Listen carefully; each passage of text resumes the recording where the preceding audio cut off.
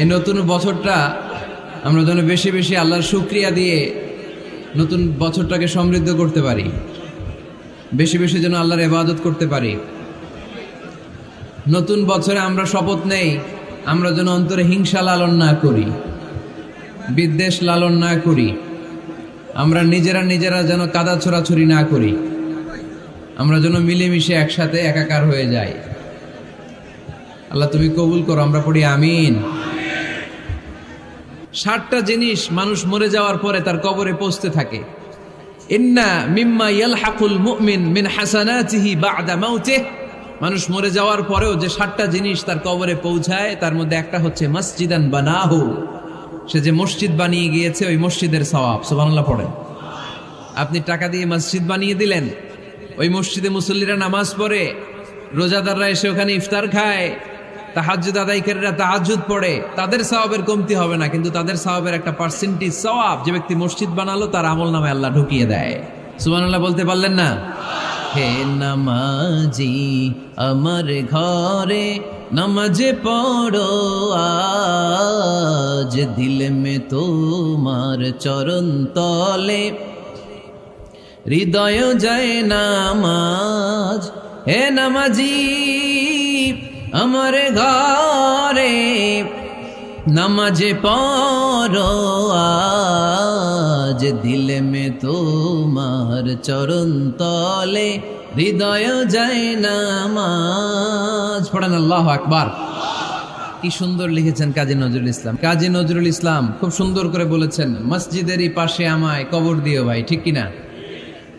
মসজিদেরই পাশে আমায় কবর দিও ভাই, যেন গোরে হতে মুয়াজ্জিনের আযান শুনতে পাই। আমার গোরের পাশে দিয়ে ভাই নামাজিরা যাবে, পবিত্র সেই পায়ের ধ্বনি এ বান্দা শুনতে পাবে। গোরা যাব হতে গুনাহগার পাইবে রেহাই, মসজিদেরই পাশে আমায় কবর দিও ভাই। কত মানুষ নামাজি ভাই মসজিদাঙ্গিহীনাতে, আল্লাহর নামের জিকির করে লুকিয়ে গভীর রাতে। আমি তাদের সাথে ওই আল্লাহর নাম জপতে চাই, আল্লাহর নাম জপতে চাই। পড়েন সবাই, মসজিদেরই পাশে আমায় কবর দিও ভাই, যেন গোরে হতেও মুয়াজ্জিনের আযান শুনতে পাই। চিল্লায় পড়তে হবে আমিন। কি দরদ ছিল আমাদের জাতীয় কবি কাজী নজরুল ইসলামের, মসজিদের পাশে আল্লাহ তুমি আমার কবর দিও। আল্লাহ এই দোয়াটা কবুল করে নিয়েছে, ঠিক কিনা? ওনার কবরের পাশে মসজিদ আছে না নাই? আছে।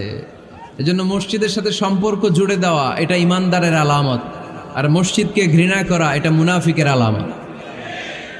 এজন্য আমরা যেন আমাদের হৃদয়টাকে মসজিদের সাথে জুড়ে দেই, মসজিদের সাথে যেন সুসম্পর্ক থাকে। মসজিদ সবার, মসজিদ নিয়ে দলাদলি নাই। দলাদলি আছে অনেক জায়গায়, হানাফি মসজিদ, আহলে হাদিস মসজিদ, এরকম আমরা দেখি বা শুনি, এটা ঠিক না। হানাফি মসজিদ বলে কোনো কথা নাই, আহলে হাদিস মসজিদ বলে কোনো কথা নাই। মসজিদ সবার। ছোট্ট খাট্ট বিষয় নিয়ে মসজিদে মারামারি, একজন হাত তোলে আরেকজন তোলে না, কিলাকিলি আছে না নাই? একজন বলে জোরে আমিন, আরেকজন আস্তে আমিন, মারামারি আছে না নাই? এগুলো কি মারামারি করার কোনো বিষয়? কথা বলেন। সালাতে ফরজ আছে, ওয়াজিব আছে, সুন্নাহ আছে। খেয়াল করে বুঝবেন, ফরজ যদি নষ্ট হয় সালাত ভঙ্গ হয়, you have to repeat your সালাত। ওয়াজিব নষ্ট হলে সালাত ভঙ্গ হয় না, নতুন করে পড়া লাগে না, সেজদায় সাহু দিলেই সালাত আদায় হয়ে যায়। আর সুন্নাহ নষ্ট হলে নামাজ নষ্টও হয় না, নতুন করে পড়াও লাগে না, সৌ সেজদাও লাগে না, নামাজ আদায় হয়ে যায়। সুন্নাহ নষ্ট হলে, এই যে হাত তোলা না তোলা এটা সুন্নাহ, আমিন জোরে বলা না বলা এটা কি সুন্নাহ। যেটা কোনো কারণে কেউ না করলেও তার নামাজ কবুল করে নিবে কে? আর এই সব সুন্নত লই আমগো দেশে গিলাগিলি। মৌলভীবাজারে মাশাআল্লাহ এগুলা নাই, এখানেও আছে। এগুলার অবসান ঘটুক, আমরা চাই কি চাই না? আর কত এই ছোটখাটো বিষয় নিয়ে আমরা এই বিভেদের প্রাচীর আর দেয়ালকে উঁচু করব আমাদের মাঝখানে? কবে আমরা ঐক্যের সিন্ডিকেট করব? কবে? আর কবে সাদা মনের মানুষ হব? কবে? আর কত? অনেক হয়েছে, আর না, এবার থামেন। বিভেদের প্রাচীরকে ভেঙে চুড়িয়ে দেন। ঐক্যের এমন সিন্ডিকেট করতে হবে যাতে কোনো অপশক্তি এই ঐক্যকে ভাঙতে না পারে, বানচাল করতে না পারে। চিল্লায় বলেন ঠিক কিনা? এজন্য মিউচুয়াল রেসপেক্টের দরকার, পারস্পরিক শ্রদ্ধাবোধ সব ক্ষেত্রে, রাজনীতিতে, সামাজিক অ্যাক্টিভিটিসে আমাদের আলেম ওলামাদের মধ্যে পারস্পরিক শ্রদ্ধাবোধের দরকার, মিউচুয়াল রেসপেক্ট। কেউ কাউরে রেসপেক্ট করে না, আমি যেটা বুঝছি এটাই সব, বাকি সব হারাম, এরকম বলে না অনেকে? এরকম যেন না করি। তাহলে মসজিদ সবার, মসজিদ আল্লাহর হাবিব সাল্লাল্লাহু আলাইহি ওয়াসাল্লাম খ্রিস্টানদেরকে মসজিদে ঢুকতে দিয়েছেন, আর আমরা মুসলমান ভাইয়ের জন্য মসজিদে তালা ঝুলাই দেই, আছে না নাই? আল্লাহর হাবিব সাল্লাল্লাহু আলাইহি ওয়াসাল্লাম কোথাও গেলেই প্রথমে মসজিদ বানাতেন। কি বানাতেন? মসজিদ বানাতেন। মক্কা থেকে হিজরত করে মদিনায় আসলেন, কোবায় থাকলেন কয়েক সপ্তাহ। কোবা পল্লীতে তিনি মসজিদ বানালেন, মসজিদ কোবা। ওখানে প্রতি শনিবার কেউ যদি অজু করে ওখানে যে 2 রাকাত নামাজ পড়ে, একটা কবুল ওমরার সওয়াব আল্লাহ তাআলা তার আমলনামায় দিয়ে দেয়। মসজিদে কোবা বানালেন। তারপরে মদিনায় এসে মসজিদে নববী বানালেন আল্লাহর হাবিব সাল্লাল্লাহু আলাইহি ওয়াসাল্লাম, মসজিদে নববী। এটা ছিল আল্লাহ রাসূল সাল্লাল্লাহু আলাইহি ওয়াসাল্লামের বৈশিষ্ট্য। কোথাও গেলেই তিনি মসজিদ বানাতেন, মসজিদে নববী। হায় রে, এখন তো কত সুন্দর মসজিদ আমরা দেখি, আমরা যে সালাত পড়ি। আল্লাহর হাবিব সাল্লাল্লাহু আলাইহি সাল্লামের সময় মসজিদে নববী কি এরকম ছিল? কথা বলেন। ফ্লোর ছিল বালুর ফ্লোর। কিসের ফ্লোর? আমাদের মসজিদের ফ্লোর কিসের? টাইলস। আর আল্লাহ রাসূল সাল্লাল্লাহু আলাইহি ওয়াসাল্লামের মসজিদে নববীর ফ্লোর কিসের? কথা বলে না তো, আওয়াজ করে উত্তর দেন না কেন? কষ্ট হচ্ছে? দুপুরে খাইছেন না সবাই? কেন খান নাই কেন? রোজা রাখছিলেন? হ্যাঁ, ফজর বাদে আইছি। আচ্ছা ঠিক আছে, ঠিক আছে। আচ্ছা আচ্ছা, সাউন্ড নাই, কথা শোনা যায় না? তো এটা শুনলা কেমনে? জিজ্ঞেস করলাম কথা শোনা যায় না, কয় না। তো এটা শুনলা কি করে? মানে অল্প শোনা যায়, তাই তো? একটু পরে আমার বিদায় ঘন্টা বাজবে, আমি চলে যাব। এই তোমরা ডিস্টার্ব করতে করতে আমার সময় শেষ। তোমরা ডিস্টার্ব করলে তোমাদের লস। আমি আমার টাইমের 1 মিনিটে বেশি যেতে পারবো না, কারণ এখানে আসরের সালাতের আজান শুরু হয়ে যাবে, এরপরে কোনো কথা নেই। আর বক্তব্য লম্বা করা এটা বেদাত। এই বেদাতকে আমি সুন্নাতের মধ্যে আনতে চাচ্ছি। একটা সময়ে একেবারে কমায় নিয়ে আসবো। এত প্রোগ্রামও আমি করতে চাই না। আমি ঘোষণা দিয়েছি আগামী বছরে সারা বাংলাদেশে আমার প্রোগ্রাম হবে 50টা। কয়টা? 50টা। এরপরের বছর 30টা, এরপরের বছর 20টা। বিভাগীয় প্রোগ্রাম করলেই চলবে আমার। এক এক বিভাগে যে 2 দিন 3 দিন খালাস। এত দরকার নেই, এত লম্বা চূড়ার বক্তব্যের দরকার নেই। আধা ঘন্টা চুপ করে শুনেন, কয়েকটা মেসেজ ড্রপ করি, take it with you to your home, then practice and apply in the society. নিয়ে যান, আমল করেন, সমাজে কাজে লাগান। সমাজটা আলোকিত করে দিবে কে? খুতাবুকুম তাওয়িলা সালাওয়াতুকুম কাসীরা। আল্লাহর হাবিব সাল্লাল্লাহু আলাইহি ওয়াসাল্লাম বললেন, কিয়ামতের একটা আলামত, কিয়ামতের আগে তোমাদের বক্তব্য হয়ে যাবে লম্বা, সালাত হয়ে যাবে খাটো। সালাতের পরে তাসবিহ পড়তে চায় না লোকজন, ব্যস্ত, মহাব্যস্ত, সুপার বিজি। কোত্থেকে আসলে এই ব্যস্ততা? আপনি রবের সাথে মুনাজাত, না যাই ইউনাজি মুনাজাত, আপনার রবের সাথে একাকী নীরবে কথা বলতে মনে চায় না আপনার? এত তাড়াহুড়ো কিসে? ধীর স্থির হন, একটু স্থির হন, একটু মনোদৈহিক প্রশান্তি অর্জনের চেষ্টা করেন। সব সময় ব্যস্ত, ধাক্কাধাক্কি, উচ্ছৃঙ্খলা, এগুলো আমাদেরকে শেষ করে দিয়েছে। এজন্য লম্বা চোরা বক্তব্য ঠিক না। বক্তব্য শুনতে আমাদের ভালো লাগে, আমল করতে ভালো লাগে না। বক্তব্যটা শেষেই সিগারেট ধরায়, আছে না নাই? মাহফিল শেষেই বিড়ি ধরায়, কয় চমৎকার ওয়াজ করছে হুজুরে। ওয়াজটা সেরকম হয়েছে, অনেক কণ্ঠ সুন্দর হুজুরের। এতদিন ইউটিউবে দেখছি, আজকে সরাসরি দেখাইছি, আছে না নাই? তো কি লাভ হয়েছে? লাভটা হয়েছে কি? এই যে মাহফিল শেষে বিড়িটা ধরাইলেন আর গেলেন, কোনো লাভ হয় নাই। এগুলো থেকে বেরিয়ে আসতে হবে। বছরের পর বছর আমাদেরকে শিখানো হয়েছে একভাবে, কেউ এই পরিবর্তনের আওয়াজ তোলে নাই। আওয়াজ আপনাকে তুলতে হবে। আওয়াজ তোলার জন্য এত মানুষ লাগে না, আপনি একাই যথেষ্ট। আপনি দাঁড়ান না সামনে, দেখবেন আপনার সামনে কেউ টিকে থাকতে পারবে না, ঠিক কিনা? কিন্তু আপনার শক্ত সিদ্ধান্ত লাগবে, পরিবর্তনের জন্য শক্ত মানসিকতা লাগবে যে আমি পরিবর্তন করতে চাই। We have to change. যুগ জামানা পাল্টে দিতে চাই না অনেকজন। এক মানুষই আনতে পারে জাতির জাগরণ। এক মানুষই বিপদকালে বাঁচায় কাফেলায়, ক্ষুদ্র ডিঙ্গি বাঁচায় জাহাজ অসীম দরিয়ায়। এজন্য আপনার শক্ত সিদ্ধান্ত পারে আপনার মৌলভীবাজারটাকে দেশের শ্রেষ্ঠ জেলা, শ্রেষ্ঠ থানা হিসেবে আল্লাহর কাছে কবুল করতে, ঠিক কিনা? এজন্য লম্বা চূড়া আলোচনা ঠিক না, ছোটখাটো অল্প কয়েকটা মেসেজ নিয়ে যেতে পারলেই that's enough. One of the minor sign before the day of judgment, your Islamic lectures will be very longer and your salah 5 times a day will be shorter. কিয়ামতের আগে বক্তব্য লম্বা, নামাজ খাটো, তাসবিহ পড়ে না, ব্যস্ত, মহাব্যস্ত। এই মহাব্যস্ততা ছাড়েন, কোরআন সুন্নাহর দিকে ফিরে আসেন। বরকত দিবে কে? বিশ্বনবীর মসজিদে নববীর ফ্লোর বালুর ফ্লোর ছিল, আমাদের ফ্লোর টাইলস। আল্লাহর হাবিব সাল্লাল্লাহু আলাইহি ওয়াসাল্লামের মসজিদে বালি নিচে, এই বালিতে নামাজ পড়তেন। বৃষ্টি হলে কাদামাটি হয়ে যেত, কাদামাটিতেই সেজদা করতেন। সেজদা করলে কাদার মাটি আল্লাহর হাবিব সাল্লাল্লাহু আলাইহি ওয়াসাল্লামের নাকে আর কপালে লেগে যেত। তিনি সালাম ফিরিয়ে সাহাবাদের দিকে মুখ ফিরিয়ে বসলে দেখতেন প্রতিটা সাহাবীর নাকে আর কপালে কাদার মাটি মিশে আছে। তার মানে প্রিয় নবী সাল্লাল্লাহু আলাইহি ওয়াসাল্লামের মসজিদে নববী ছিল কাঁচা, কিন্তু মুসল্লি ছিল পাকা। আমাদের মসজিদগুলা হয়েছে পাকা, কিন্তু মুসল্লি কাঁচা, ঠিক কিনা? ফজরের সালাতে মানুষ নাই। ইমাম সাহেব আছেন কে কে এলাকায়? দেখি ইমাম, মসজিদের ইমাম, মাশাআল্লাহ। আপনাদের এখানে ওই মসজিদে ফজরের নামাজে কয় কাতার হয়? 5 জন 6 জন? কেনে এত কম? কেনে? হ্যাঁ, আসে না, আসতে চায় না লোকজন। তো এই যে 5-6 জন ফজরের সালাতে, কল্পনা করতে পারেন ফজরের সালাতে এত কম লোক। ফজরের জামাতে লোক যায় না, এটা একটা মহামারী। যেদিন ফজরের জামাতের দৃশ্য আর জুমার নামাজের দৃশ্য একরকম হয়ে যাবে, ওই দিনই বাংলাদেশে ইসলাম কায়েম হয়ে যাবে। এখন স্লোগান তুলে বিপ্লব বিপ্লব, ইসলামে বিপ্লব। আর ফজরের সময় আমি কম্বলের ভিতরে, আছে না নাই? কোনো বিপ্লব হবে না। ফজরের নামাজ জামাতে পড়ুন, সকালটারে বরকতময় করে দিবে কে?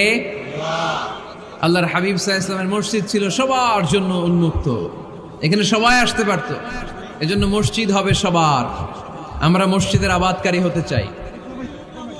এজন্য রাব্বুল আলামিন বলেন, ইন্নামা ইয়া'মুরু মাসাজিদাল্লাহি মান আমানা বিল্লাহি ওয়াল ইয়াউমিল আখির ওয়া আকামাস সালাতা ওয়া আতাজ যাকাতা ওয়া লাম ইয়াখশা ইল্লাল্লাহ فعسى أولئك أن يكونوا من المهتدين سبحان الله পড়েন।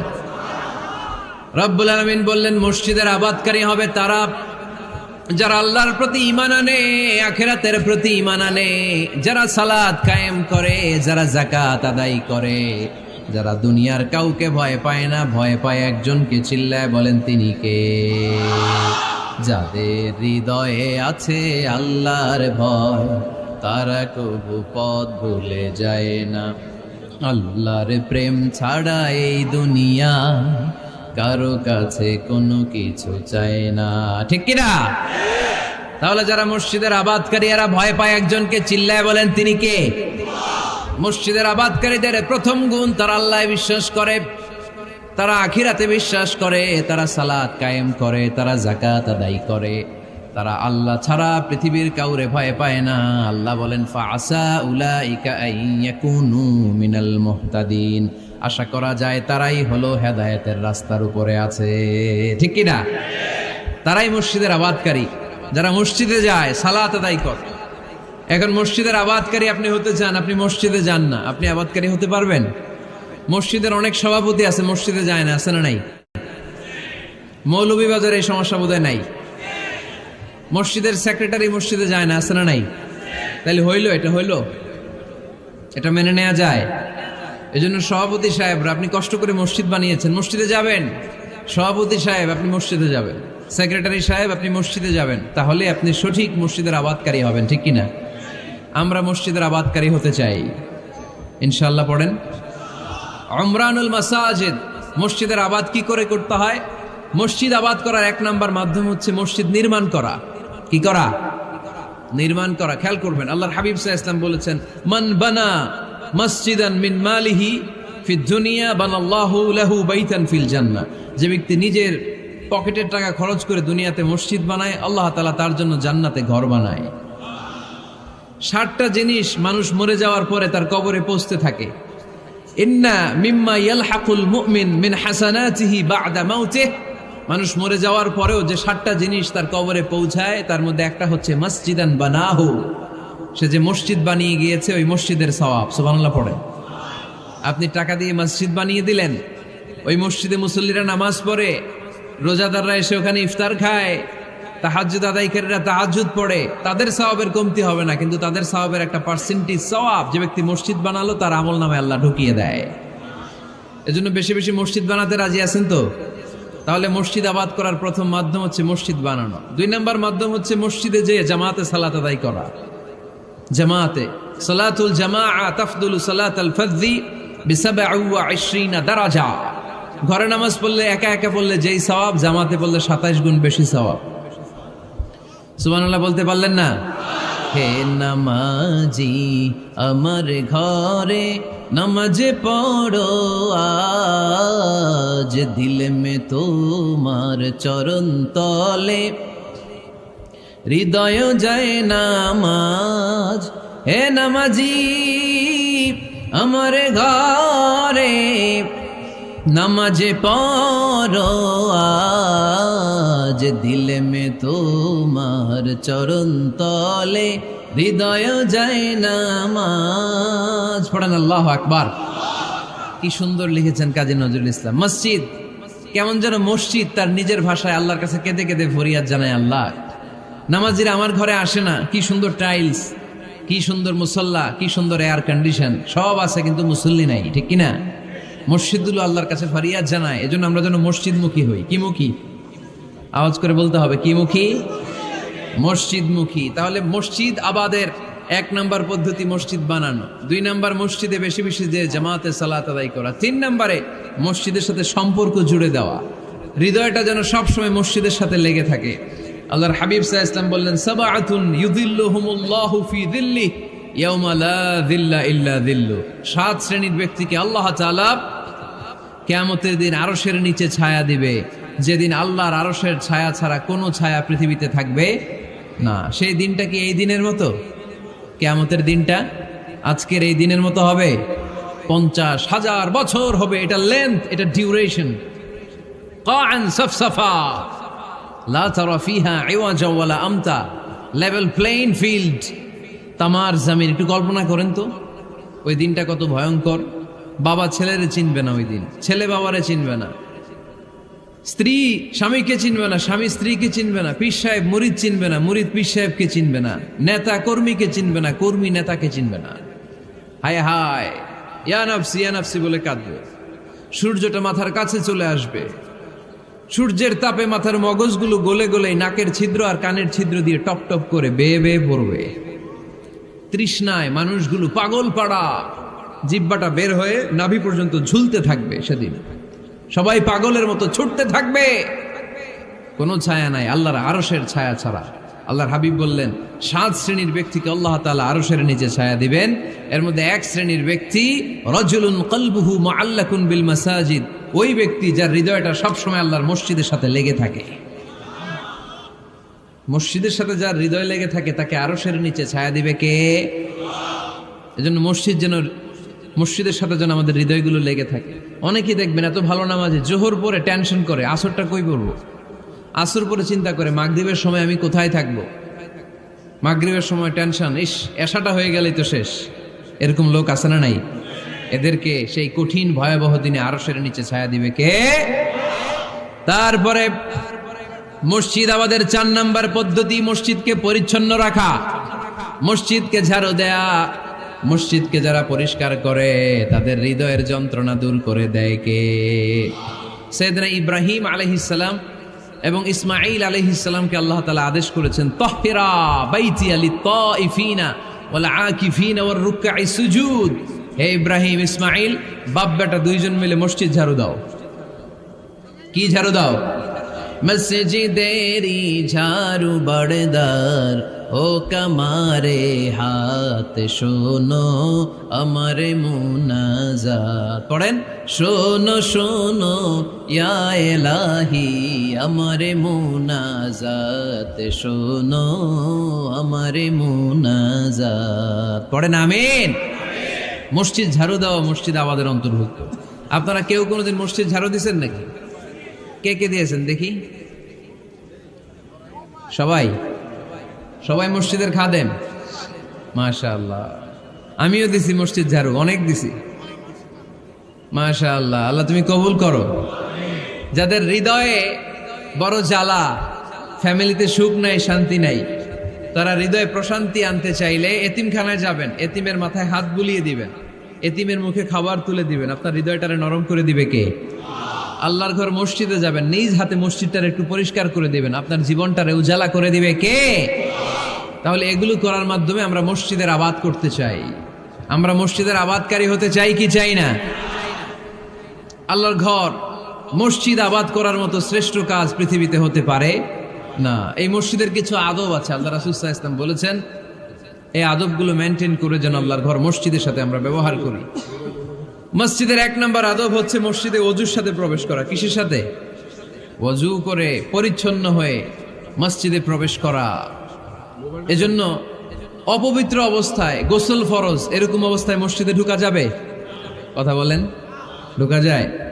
যেই নারীদের মাসিক চলতেছে, মেনস্ট্রুয়েশনাল পিরিয়ড চলতেছে, ওই নারীদের পক্ষে মসজিদে ঢোকা জায়েজ আছে? নাই। তাহলে এটা হলো 1 নম্বর আদব। মসজিদে ঢোকার সময় কি করে ঢুকবো? ওযু করে। আওয়াজ করে বলেন, কি করে ঢুকবো? ওযু করে। 2 নম্বর আদব হচ্ছে মসজিদে যাওয়ার সময় সবচেয়ে ভালো জামাটা পরে যাব, সবচেয়ে ভালো পাঞ্জাবিটা পরে যাব। জান তো আপনারা? না সবচেয়ে সিরাটা পরে যান? হ্যাঁ, অনেকের নামাজের জন্য একটা পুরান জামা আছে, সিরা পাড়া, এদিকে হাত উঠাইলে দিতে দেখা যায়, আছে না নাই? সবচেয়ে সিরা পাড়াটা রাখে নামাজের জন্য, কপাল পোড়া। আর সুন্নাতে খাতনার অনুষ্ঠানে গেলে মাশাআল্লাহ লেহেঙ্গা গায়ে দেওয়া যায়, আছে না নাই? না, আপনি ইবাদতের জন্য সবচেয়ে সুন্দর জামাটা রাখবেন। এজন্য রাব্বুল আলামিন বলেন, ইয়া বানি আদম খুযু যিনাতাকুম ইনদা কুল্লি মসজিদ। ও বনি আদম, তুমি যখন আল্লাহর ঘর মসজিদে ঢুকবা, ও বনি আদম, তুমি যখন নামাজের মুসল্লায় দাঁড়াবা, তোমার সবচাইতে দামি, সবচাইতে সুন্দর জামাটা গায়ে দিয়ে তুমি নামাজে দাঁড়াও। ঠিক কি না? তাহলে এখন মসজিদে যাওয়ার সময় কি গায়ে দিয়ে যাবেন বলেন? খিতা করবাইন? হ্যাঁ, মাশাআল্লাহ। হ্যাঁ, সবচেয়ে ভালো কাপড়টা আয়রন করে পারফিউম মেখে তারপরে আমরা যাব। রাজি আছেন তো? 3 নম্বর আদব হচ্ছে মসজিদে ঢোকার সময় বাম পা দিয়ে ঢুকতে হয়।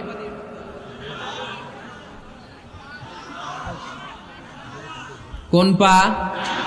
আরো জোরে। এদেরকে গুতা মারা লাগে, নাইলে আওয়াজ বাড়ে না। এরকম ভলিউম টাইট করতে হয়, ভলিউম হাই করলে আর করে বাড়ে, এমনি বলতে চায় না। আর ঘটনা কি? হ্যাঁ, খায় নাই। বদরের যুদ্ধ হয়েছিল রমাদানে, কোন সাহাবী খায় নাই, না খাইয়া একেবারে সাইজ করে দিছে কাফেরদেরকে।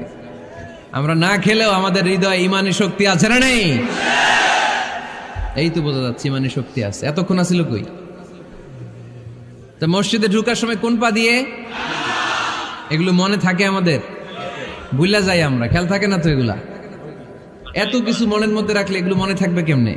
মসজিদে ঢোকার সময় কোন পা? আরো জোরে। বেরোয়ার সময় কোন পা? মনে থাকবে? মসজিদে যখন ঢুকবেন ডান পা দিয়ে ঢুকবেন, আর দোয়া পড়বেন, আউযু বিল্লাহিল আযীম ওয়া বিওয়াজহিল কারীম ওয়া সুলতানিহিল কদীম মিনাশ শাইতানির রাজীম। বিষ্ণু সাল্লাল্লাহু আলাইহি ওয়াসাল্লাম বললেন, যে ব্যক্তি মসজিদে ঢোকার সময় এই দোয়াটা পড়বে, শয়তান আফসোস শুরু করে। সে বলে, হায় হায়, আজকের দিনের জন্য, সারা দিনের জন্য তো তুই আমার ওয়াসওয়াসা থেকে বেঁচে গেলি। আজকের সারা দিনের জন্য তোরে আমি হারালাম, আজকের সারাটা দিন আল্লাহর পক্ষ থেকে প্রোটেকশন নিয়ে তুই বেঁচে গেলি। আজকের জন্য যা, কালকে তোরে আমি ধরবো। এজন্য এই দোয়াটা পড়ার দরকার আছে না? আউযু বিল্লাহিল আযীম ওয়া বিওয়াজহিল কারীম ওয়া সুলতানিহিল কাদীম মিনাশ শাইতানির রাজীম। 4টা বাক্যের দোয়া। মুখস্থ করতে কষ্ট হলে যে ইউটিউবে চলে যাবে আজকেই, ওখান থেকে শুনে আপনারা মুখস্থ করে নেবেন, এই দোয়াটা পড়বেন। তাহলে ওই দিনের জন্য শয়তানের ওয়াসওয়াসা, টেম্পটেশন, প্রভোকেশন থেকে আপনি আল্লাহ তাআলার প্রোটেকশনে চলে গেলেন। সুবহানাল্লাহ পড়েন। তারপর আল্লাহর হাবিব বললেন, ঢোকার আগে আমারে সালাম দাও।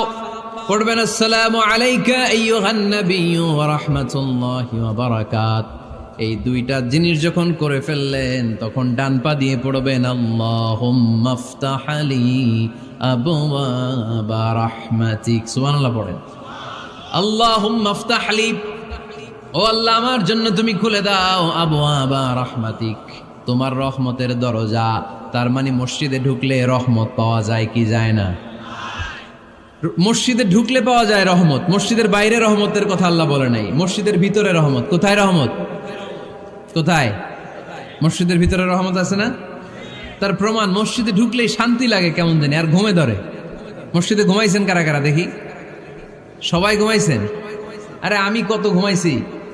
জুমার নামাজের সময় যে কি ঘুম আসে, আসে আসে কমন পড়ছে, একেবারে কমন পড়ে গেছে। ঘুম আসে কারণ রহমতের ঝিরি ঝিরি বাড়ি ধারা আল্লাহ তাআলা আরশের উপর থেকে নাজিল করতে থাকে। আর এই রহমতের কারণে হৃদয়টা প্রশান্ত হয়ে যায়, অনেকের ঘুমও চলে আসে, ঠিক কি না? এজন্য আল্লাহুম্মা আফতাহ লি আবওয়াবা রাহমাতিক, ও আল্লাহ তোমার রহমতের দরজাগুলো আমার জন্য খুলে দাও। এই দোয়া পড়লে রহমতের দরজা খুলে দেয় কে? আবার মসজিদ থেকে যখন বের হবেন তখন কোন পা দিয়ে? জোরে বলেন। বাম পা দিয়ে কি পড়বেন? আল্লাহুম্মা ইন্নী আসআলুকা মিন ফাদলিক, ও আল্লাহ তোমার কাছে আমি তোমার পক্ষ থেকে ফদল চাই, মানে রিজিক চাই। রিজিক দেয়ার মালিক কে? তার মানে খুব সোজা সাপটা কথা হচ্ছে, মসজিদের ভিতরে পাওয়া যায় রহমত, আর বাইরে পাওয়া যায় ফদল বা রিজিক। বাইরে পাওয়া যায় কি? রিজিক। মসজিদের ভিতরে রিজিক আছে। তার মানে সারাদিন মসজিদে বসে থাকলে রিজিক মিলবে? নামাজের সময় নামাজ পড়তে হবে, কাজের সময় কাজ করতে হবে। এটাই হচ্ছে ইসলামের বিধান। নামাজের সময় নামাজ, কাজের সময়। আমি প্রশ্ন করব, আওয়াজ করে উত্তর দেন। নামাজের সময়, কাজের সময়, নামাজের সময়, কাজের সময়। এটা মনে থাকবে। এজন্য আল্লাহ বললেন, ফাইদা কুদিয়াতিস সালাতু ফান্তাশিরু ফিল আরদি ওয়াবতাগু মিন ফাদলিল্লাহ। যখন তোমাদের সালাত শেষ হয়ে যায়, আল্লাহর রিজিক অন্বেষণের জন্য আল্লাহর জমিনে তোমরা ছড়িয়ে যাও। নামাজের সময় আসবেন, নামাজ শেষ বের হয়ে যান। ফান্তাশিরু ফিল আরদ, জমিনে ছড়িয়ে পড়ো। নামাজ শেষ, চেয়ারম্যান সাহেব চলে যাবে ইউনিয়ন পরিষদের ভেতরে, ছাত্ররা চলে যাবে হাই স্কুলে, মেম্বার অব দ্য পার্লামেন্ট চলে যাবে সংসদে, সেনাবাহিনীর লোকেরা চলে যাবে ক্যান্টনমেন্টে, ব্যবসায়ীরা চলে যাবে তাদের বাজারে, সিএনজি ওয়ালারা সিএনজি নিয়ে ব্যবসা শুরু করবে, রাস্তায় নেমে যাবে। চিল্লায় বলেন ঠিক কিনা? এটাই ইসলামের বিধান। নামাজের সময় নামাজ, কাজের সময়। আচ্ছা, তাহলে প্রথম সুন্নাত পেলাম, পবিত্র হয়ে ঢুকবো, ভালো জামা পরে ঢুকবো। 2 নাম্বার। 3 নাম্বার, ঢোকার সময় কোন পা, বের হওয়ার সময়। 4 নাম্বার, মসজিদে ঢুকেই 2 রাকাত। মসজিদে ঢুকে কয় রাকাত পড়েন আপনারা?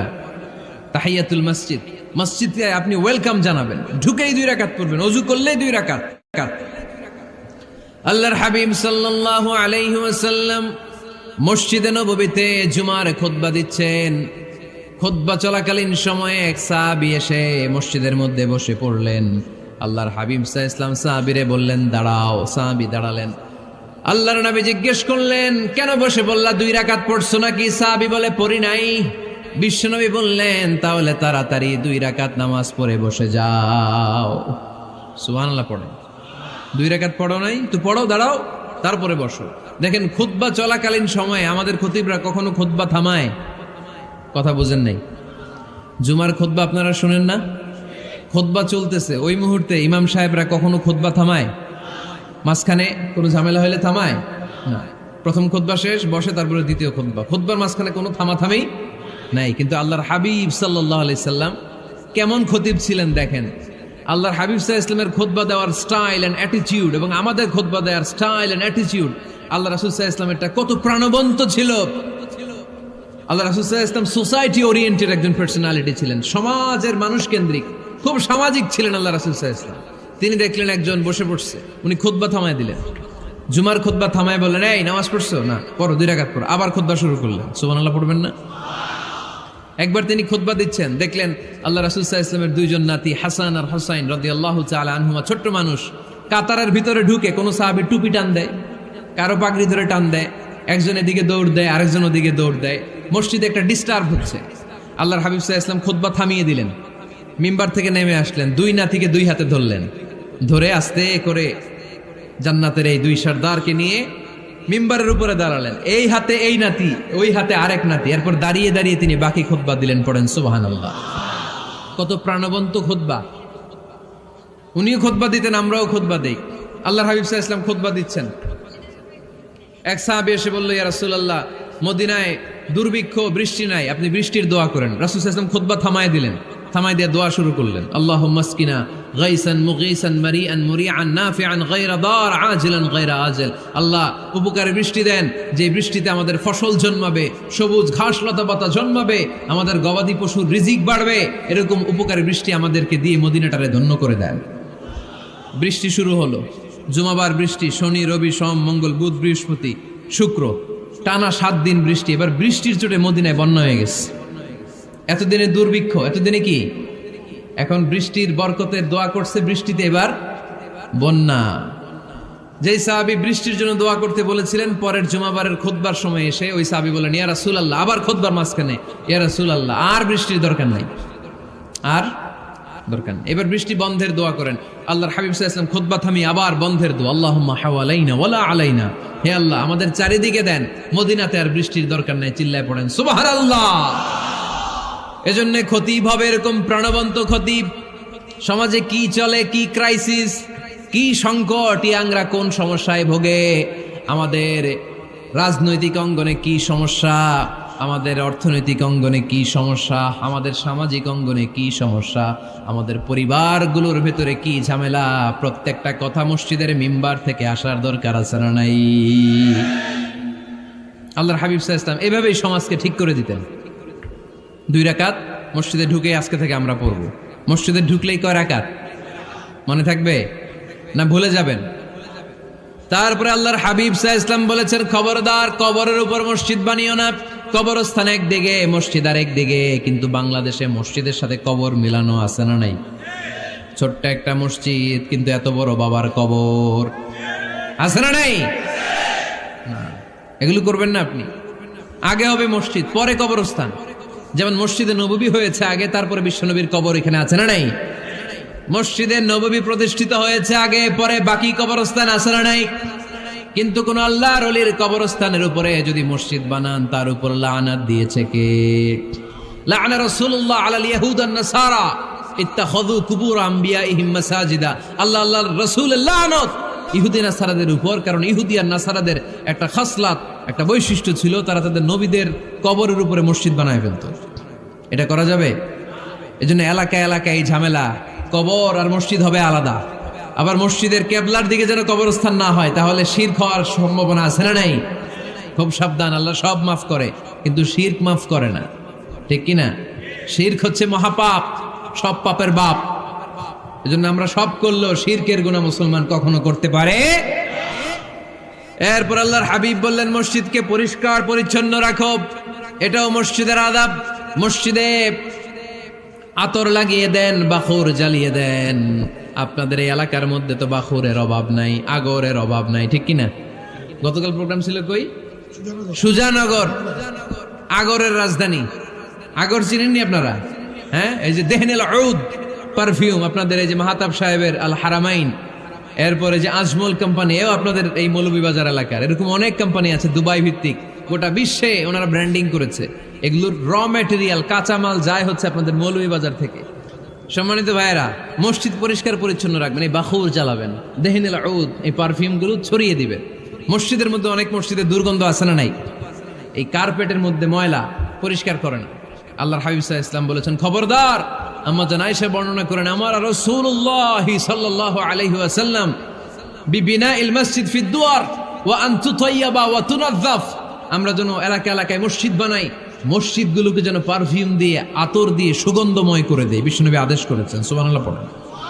এজন্য কোনো অপরিচ্ছন্ন মসজিদ থাকতে পারবে না। মসজিদের পাশ দিয়ে গেলে আতরের ঘ্রাণে আমোদ হয়ে লোকজন যেন বুঝতে পারে এটা আল্লাহর ঘর, মসজিদ। চিল্লায় বলেন ঠিক কিনা?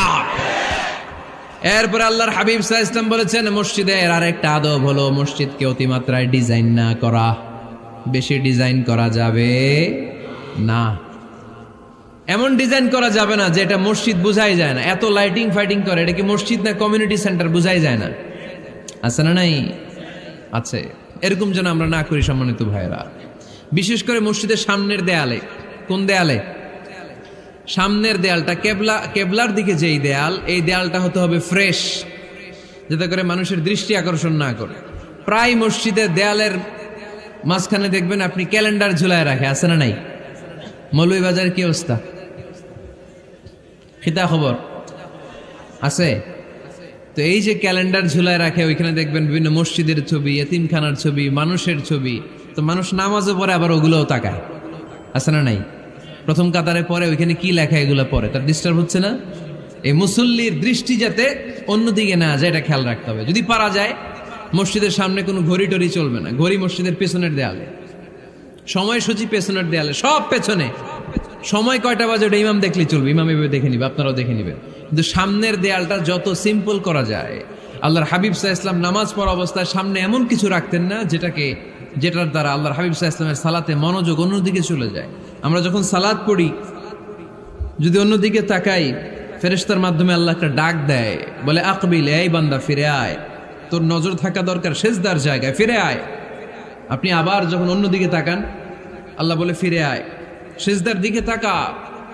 আপনি আবার যখন ঘড়ির দিকে তাকান, আল্লাহ বলে আকবিল, ফিরে আয়, সেজদার দিকে তাকা। আপনি যখন আবার অন্যদিকে তাকান, তখন আল্লাহ বলে লা হাজাতা লি ইলা সালাতিক, তোর এই নামাজের দরকার আমার নাই। নাউজুবিল্লাহ পড়বেন না?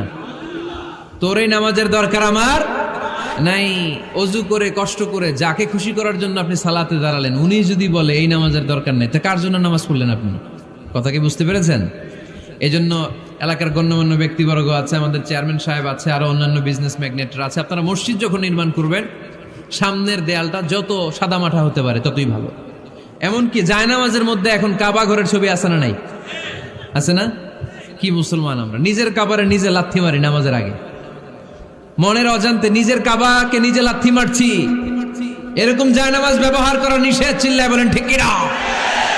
সাদা ফ্রেশ জায়নামাজ বাজারজাত করেন, আপনাদের সিদ্ধান্তই ওনাদের ব্যবসা বয়কট হয়ে যাবে। আপনারা যদি এখন থেকে মসজিদের মিনারা আর কাবা ঘরের যে প্রতিকৃতি বা ছবি, এরকম ছবি সম্বলিত জায়নামাজ কিনা বন্ধ করে দেন, এদের মার্কেট থাকবে? কথা বলেন। কালকে থেকে আমরা জায়নামাজ কেনার সময় ফ্রেশ জায়নামাজ কিনবো। কোনো মসজিদ, কোনো মিনার, আমাদের কাবা ঘরের ছবি সম্বলিত কোনো জায়নামাজ কিনা যাবে? আওয়াজ করে বলেন, যাবে? যাবে না। এগুলো হচ্ছে মসজিদের আদাব। এগুলো রক্ষা করে মসজিদে ঢোকার দরকার আছে না নাই? পৃথিবীতে 3টা মসজিদ সবচাইতে শ্রেষ্ঠ মসজিদ। কয়টা? আওয়াজ করে বলেন না। 1 নাম্বার মসজিদুল হারাম, ফাওয়াল্লু উজুহাকুম শাতরা, যেখানেই তোমরা নামাজ পড়ো না কেন মসজিদের হারামের দিকে হয়ে নামাজ পড়ো। কেবলা কোন দিকে আজকে? এদিকে, এইদিকে কেবলা। আমি যদি এদিকে হয়ে পড়ি, নামাজ হবে না? হবে না কেন? কারণ কেবলামুখী হয়ে নামাজ পড়া ফরজ। চিল্লায় বলেন ঠিক কিনা? মসজিদুল হারাম পৃথিবীর প্রথম মসজিদ। ওখানে একটা ঘর আছে, ঘরটার নাম হলো কাবা। ইন্না আউওয়ালা বাইতিন উদিআ লিন-নাসি লাল্লাযী বিবাক্কাতা মুবারাকা। এই পৃথিবীর প্রথম ঘর, যেই ঘরটা স্থাপিত হয়েছে বাক্কা শহরে। বাক্কা মক্কার আগের নাম, এখন শহরের নাম মক্কা। আগে নাম ছিল কি? সবাই বলেন, কি নাম ছিল? বাক্কা। এটা পৃথিবীর আদি ঘর। সব নবীদের পরশধন্য পদধূলিতে এই জায়গাটা বরকতময় হয়েছে। এটা এমন ঘর যেই ঘরের চারদিকে 1 রাকাত নামাজ পড়লে 1 লক্ষ রাকাতের সওয়াব পাওয়া যায়। হজ উমরা করেছেন কে কে দেখি? হজ উমরা করেছেন আপনারা না? মাশাআল্লাহ। আমরা যারা করতে পারি নাই, আল্লাহ তাদেরকেও তৌফিক দাও। আমরা যেন এই কাবা ঘরে যে প্রাণ ভরে সালাত আদায় করতে পারি, আল্লাহ তৌফিক দান করো। আমরা যেন মসজিদে নববীতে যে প্রাণ ভরে সালাত পড়তে পারি, তৌফিক দান করো। আল্লাহর হাবিব সাল্লাল্লাহু আলাইহি ইসলামের কবরের সামনে দাঁড়িয়ে যেন আমরা প্রাণ খুলে মন প্রাণ উজাড় করে বিশ্বনবী সাল্লাল্লাহু আলাইহি ইসলামকে সালাম দিতে পারি। আল্লাহ তৌফিক দান করো। এই কাবা ঘরকে কেন্দ্র করে প্রতিদিন 100টা রহমত নাজিল হয়। আওয়াজ করে বলেন কয়টা? আল্লাহর হাবিব বললেন প্রতিদিন প্রতিনিয়ত 100টা রহমত নাজিল হতেই থাকে। সিত্তুন আলিত তাইফিন, 60টা রহমত তাদের উপর নাজিল হয় যারা কাবা ঘরের চারদিকে তাওয়াফ করে। আরবাঈন আলিল মুসাল্লিন, বাকি 40টা নাজিল হয় যারা কাবা ঘরের পাশে নামাজ পড়ে। ওয়া 20 আলিন নাযিরিনা ইলাল কাবা, বাকি 20টা রহমত প্রতিনিয়ত নাজিল হয় যারা তাওয়াফ করে না, সালাত আদায় করে না, শুধু কাবার গিলাফের দিকে তাকিয়ে থাকে। কাবার দিকে তাকায় থাকলেই সওয়াব। সুবহানাল্লাহ পড়েন। এক রাকাতে কয় লক্ষ রাকাতের সওয়াব।